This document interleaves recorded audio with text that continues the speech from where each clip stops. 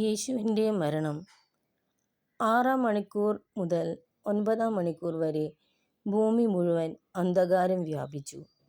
9 മണിക്കൂറായപ്പോൾ യേശു ഉച്ചത്തിൽ നിലവിളിച്ചു, ഏലോയ് ഏലോയ് ലാമ സബക്താനെ.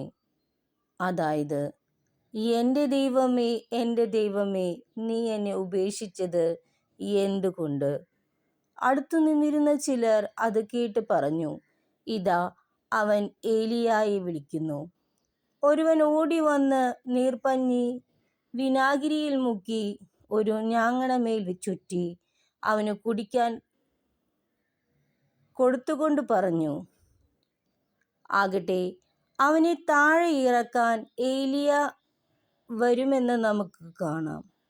യേശു ഉച്ചത്തിൽ നിലവിളിച്ച് ജീവൻ വെടിഞ്ഞു. അപ്പോൾ ദേവാലയത്തിലെ തിരശ്ശീല മുകളിൽ നിന്ന് താഴെ വരെ 2 കീറി. അവന് അഭിമുഖമായി നിന്നിരുന്ന ശതാധിപൻ അവൻ ഇപ്രകാരം മരിച്ചത് കണ്ടു പറഞ്ഞു, സത്യമായും ഈ മനുഷ്യൻ ദൈവപുത്രനായിരുന്നു. ഇതെല്ലാം കണ്ടുകൊണ്ട് ദൂരെ കുറെ സ്ത്രീകളും നിന്നിരുന്നു. മഗ്ദലേന മറിയവും യോസയുടെയും ചെറിയ യാക്കോബിൻ്റെയും അമ്മയായ മറിയവും സലോമിയും അക്കൂട്ടത്തിൽ ഉണ്ടായിരുന്നു. യേശു ഗലീലയിലായിരുന്നപ്പോൾ അവനെ അനുഗമിക്കുകയും ശുശ്രൂഷിക്കുകയും ചെയ്തവരാണവർ.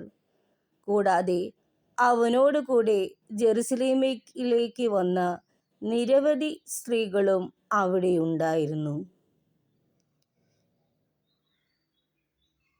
വിശുദ്ധ മാർക്കോസ് എഴുതിയ സുവിശേഷം 15-ാം അധ്യായം 33 മുതൽ 41 വരെയുള്ള വാക്യങ്ങൾ നോക്കുവിൻ. നമ്മുടെ രക്ഷകനായ യേശു ഇതാ കുരിശിൽ തൂങ്ങി നമുക്കായി ജീവൻ വെടിഞ്ഞിരിക്കുന്നു. ക്രിസ്തുവിൻ്റെ പീഡാസഹനത്തിൽ ക്രിസ്തു നാം ഓരോരുത്തർക്കും വേണ്ടിയാണ് ഇത്രയധികം പീഡാസഹനങ്ങളും ഇത്രയധികം വേദനകളും ദൈവം സഹിച്ചത്. യേശുവിന് താൻ ഈ പീഡാസഹനങ്ങൾ ഏറ്റുവാങ്ങണമെന്ന് നേരത്തെ അറിഞ്ഞിരുന്നു. പക്ഷേ നാം ഓരോരുത്തരുടെയും പാപപരിഹാര ബലി അർപ്പിക്കുവാൻ യേശു അത്യധികം സന്തോഷിച്ചിരുന്നു. നമ്മുടെ ജീവിതത്തിൽ നമുക്ക് എന്തെങ്കിലും ഒരു പ്രശ്നം വരുമ്പോൾ നമ്മൾ മടിച്ചു നിൽക്കുകയും നമ്മൾ വിലപിച്ച് എന്തിനാണ് ഈ ജീവിതം എന്ന് ചിന്തിക്കുന്ന ഓരോ അവസ്ഥകൾ നമുക്കുണ്ടായിട്ടില്ലേ? എന്നാൽ നമ്മുടെ യേശുവിനെ നിങ്ങളൊന്ന് നോക്കിക്കേ. താൻ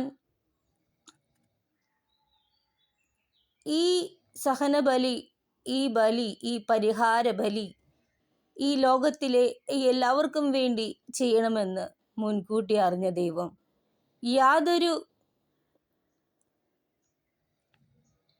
വിഷമമോ ഒന്നുമില്ലാതെ തന്നെ തൻ്റെ പിതാവിൻ്റെ ഇഷ്ടം നിറവേറ്റാൻ ശ്രമിച്ച ഈശോ, ഇത്രയധികം വേദനകൾ നമുക്ക് വേണ്ടി ചുമന്ന യേശു, ആ യേശുവിനെ നമുക്ക് ഉൾക്കൊള്ളാം. ആ യേശുവിനെ നമുക്ക് മുറുകെ പിടിക്കാം. അങ്ങനെ നമ്മുടെ യേശുവിനെ നമുക്ക് മുറുകെ പിടിച്ചുകൊണ്ട് നമ്മുടെ ജീവിതത്തിൽ ഏതൊരു പ്രശ്നം വന്നാലും മുന്നേറി നമ്മുടെ ജീവിതത്തിൽ നമുക്ക് ആവശ്യമുള്ളതെല്ലാം നമുക്ക് നേടാം.